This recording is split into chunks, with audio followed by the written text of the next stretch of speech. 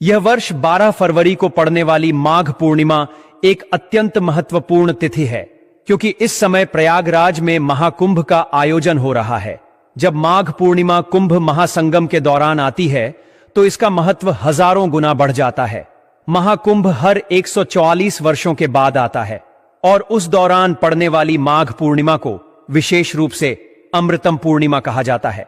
इस बार का संयोग भी ऐसा ही दुर्लभ है, जब 144 वर्षों के बाद यह पावन तिथि महाकुंभ के साथ आई है। इस दिन शाही स्नान का विशेष महत्व होता है और यदि आप उचित समय व शुभ मुहूर्त में एक विशेष चमत्कारी पौधे की जड़ धारण कर लेते हैं तो यह आपके जीवन में अद्भुत परिवर्तन ला सकता है।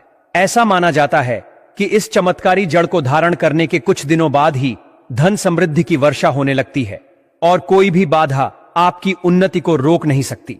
आपकी हर मनोकामना पूरी होगी, घर खुशियों से भर जाएगा और सुख समृद्धि धन गाड़ी बंगला सब कुछ प्राप्त होगा। धार्मिक ग्रंथों में वर्णित इस चमत्कारी जड़ के बारे में दुर्लभ साधु संतों का कहना है कि इसमें स्वयं ब्रह्मा विष्णु और महेश का वास होता है।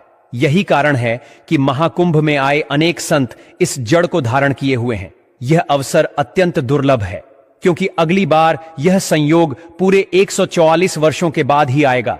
इसीलिए यदि इस अवसर को चूक गए तो पुनः इसे पाने के लिए कई पीढ़ियों तक प्रतीक्षा करनी पड़ेगी। हम आपसे विनम्र अनुरोध करते हैं कि इस महत्वपूर्ण जानकारी को गंभीरता से लें और इस अवसर का लाभ उठाएं। यदि आप इस जड़ को धारण करने के इच्छुक हैं तो आपको इसे प्राप्त करने, पहचानने और सही विधि से धारण करने के उपायों को ध्यान में रखना आवश्यक होगा। इसके संबंध में आगे विस्तृत जानकारी दी जाएगी।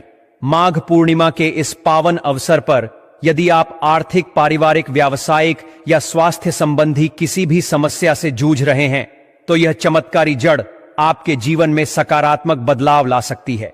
यह स्वयं भगवान शिव द्वारा प्रशंसित पौधा है जिसका महत्व हमारे पूर्वज सदियों से जानते आए हैं।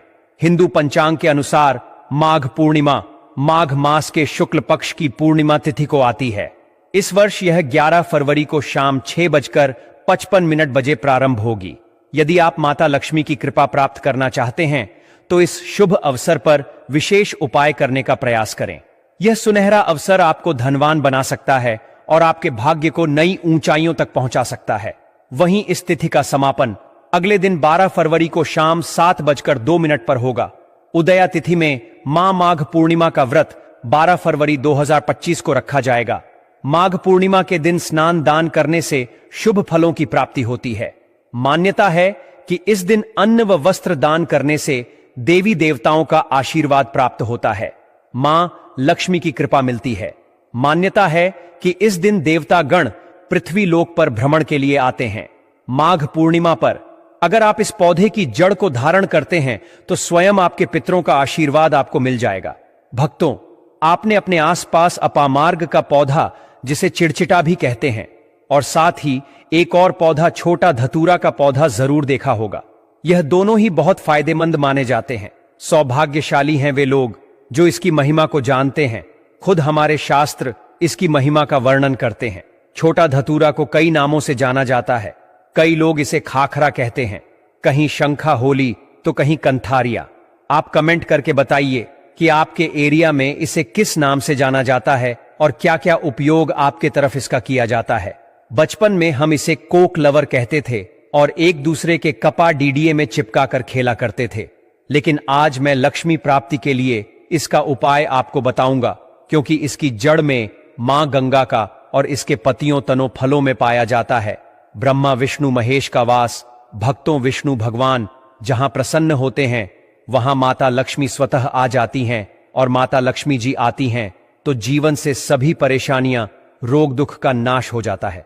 मां सरस्वती अगर प्रसन्न होती है तो सही निर्णय लेने की क्षमता हमें मिलते।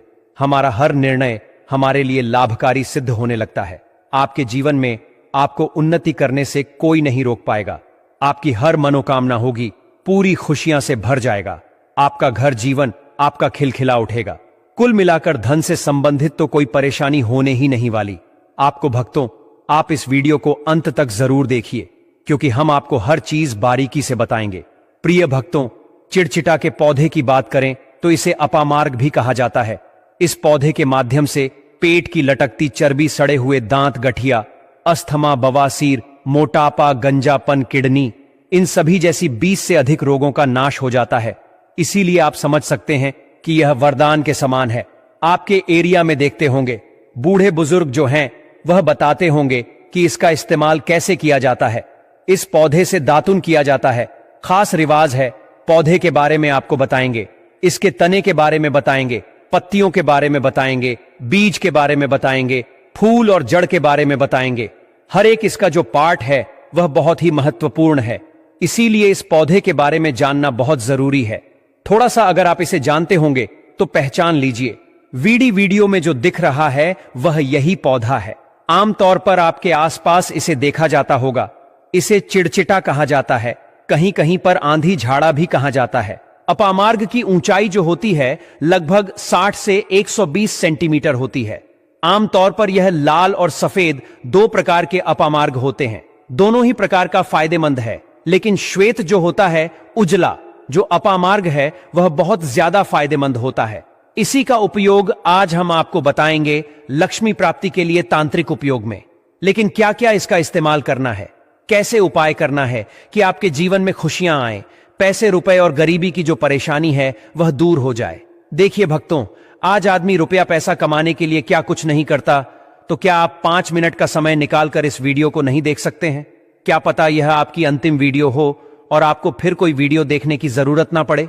भक्तों, अपामार्ग पर बीज नुकी कांटे के समान लगते हैं।